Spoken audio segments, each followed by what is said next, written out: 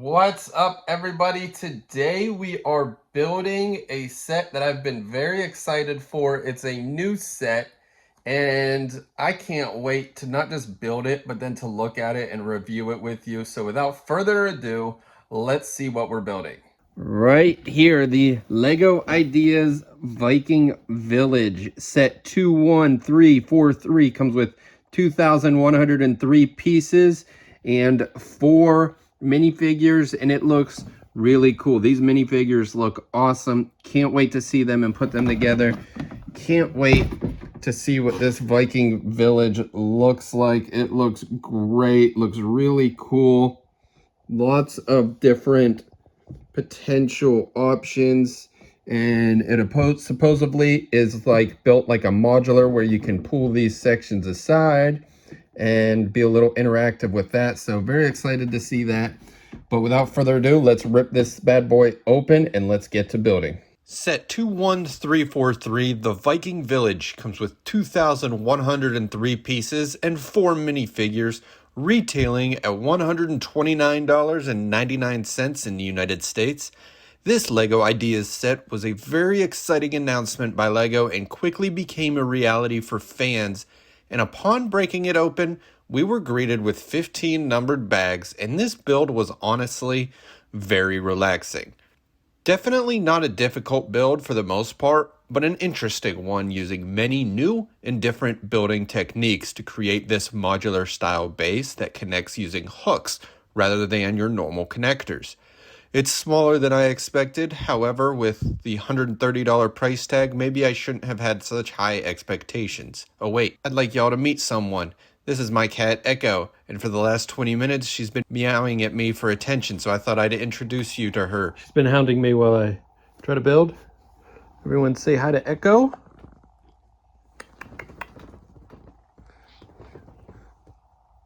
She's a very good cat.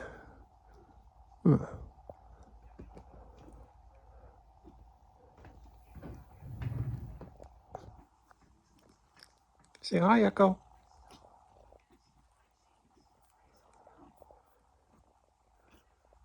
So now you've all met both of my cats, you should feel very honored. Now back to our build. Ultimately, this build, in my opinion, wasn't as great as I expected, but the highlight for me was definitely the high quality minifigures, which I'll show you in just a second. Maybe I had too high of expectations, or maybe you agree. Either way, when I create a new environment for my historical pieces, I'm certain this one will fit into that. So that's a positive, right? So here's the final 3 segments of the Viking Village. We're going to put it together for the first time. And we have these little knots here with these handles that we can go ahead and add it. So just like that. Let's see.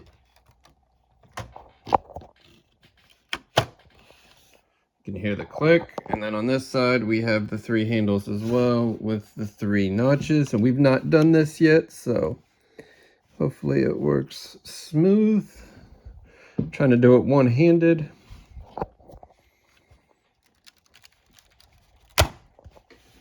Just like that, you hear the clicks, and there it is. It's a pretty cool build, but one of the things that I'm going to focus on first is how cool these minifigures are. They all come with printed bodies, printed legs. You can see they got their shoes or their feet printed. Really cool printed facial features. You get some really cool additional pieces like the sword. You get this really cool green and yellow shield with this cool hat. And then here you have a blue and red sword, or blue and red shield with this really cool axe. And then the archer, again, comes with a cool helmet. Bow and arrow, which is pretty typical, but I really love the printed chest and printed legs. And then you have this lady who comes with a paintbrush and a hammer chisel. But overall, here's what the Viking Village looks like. And we're going to just go ahead and start over here. We have this fire inside this little hut, and the roof comes off. And you can see inside, it's like a masonry workshop. Pretty cool. Very cool building techniques. You can hit that and the fire begins to roar. Then in the middle piece, you kind of have the main hut, which if you pull the roof off, you can see inside you have the chair for, I don't know whether the king or the queen. You have a little fire pit in here where they're looking like they're eating dinner, cooking dinner. And then you also have the double open doors. And you can get a quick view inside there as well if I move the minifigs. So that way you can see inside there. Really cool way to construct the roof. Definitely different. Lots of different building techniques. Then we have the watchtower with one of the cooler features is this bridge over here. You have the inside, if I can open that up, that you can see in there. Not a whole lot going on, but pretty cool looking display piece. If I turn it around, you can see on the back end. One of the cooler parts of this build, in my opinion, was the way that they constructed these window sills. Different technique. Never had that experience before, so that was pretty cool.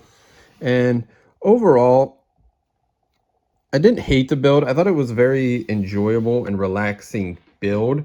However, I was expecting it to be a little larger. So overall, it's not my favorite build. It'll definitely be a nice display piece once I figure a way to put it somewhere, whether it's over there or up there. But overall, I just think it's not a huge letdown, but it's also not such a hyped piece as I was expecting. It looks great. It looks really cool, so I'm not terribly upset. And for the price tag that it comes with, I'm glad I bought it.